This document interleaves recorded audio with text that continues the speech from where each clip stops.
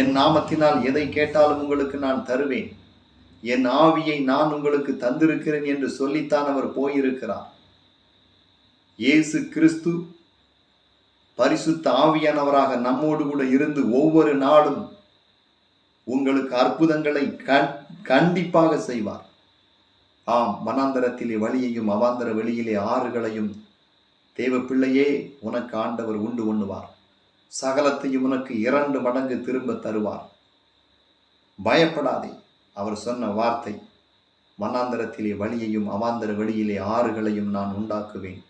முந்தினவைகளை நினைக்க வேண்டாம், பூர்வமானவைகளை சிந்திக்க வேண்டாம். திடன்கொள், நான் உன்னோடு கூட இருக்கிறேன். நான் உன்னை அதிசயங்களை காண பண்ணுவேன். நான் உனக்கு அற்புதங்களை செய்வேன். நீ எகிப்து தேசத்திலிருந்து புறப்பட்ட நாட்களிலே செய்தது போல உன்னை அதிசயங்களை காண பண்ணுவேன்.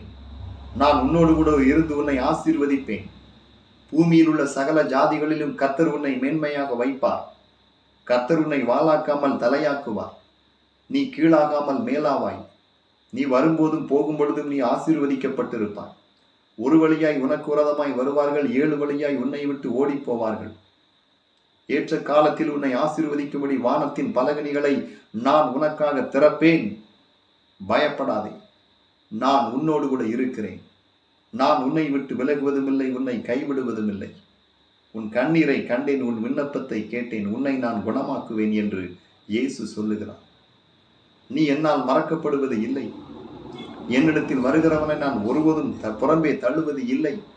வருத்தப்பட்டு பாரம் சுமக்கிறவர்களை எல்லோரும் என்னிடத்தில் வாருங்கள், நான் உங்களுக்கு இளைப்பாறுதல் தருவேன் என்று இயேசு உன்னை அழைக்கிறார்.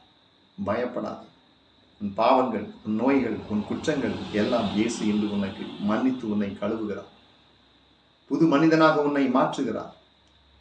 நரகத்திலிருந்து, பாவத்திலிருந்து, பயத்திலிருந்து, பில்லி சூனியத்திலிருந்து இன்று ஆவியானவர் உன்னை விடுதலையாக்குகிறார். நீ ஆண்டவருக்கு மகிமையாய் வாழ்வாய். நீ மலை மேலுள்ள பட்டணமாய் வாழ்வாய். பெரிய காரியங்களை கர்த்தர் உனக்காக செய்வார். பயப்படாதே, கர்த்தர் உன்னோடு கூட இருக்கிறார். யாருக்கும் பயப்படாது. நான் உன்னோடு கூட இருக்கிறேன் என்று சொல்லுகிறார்.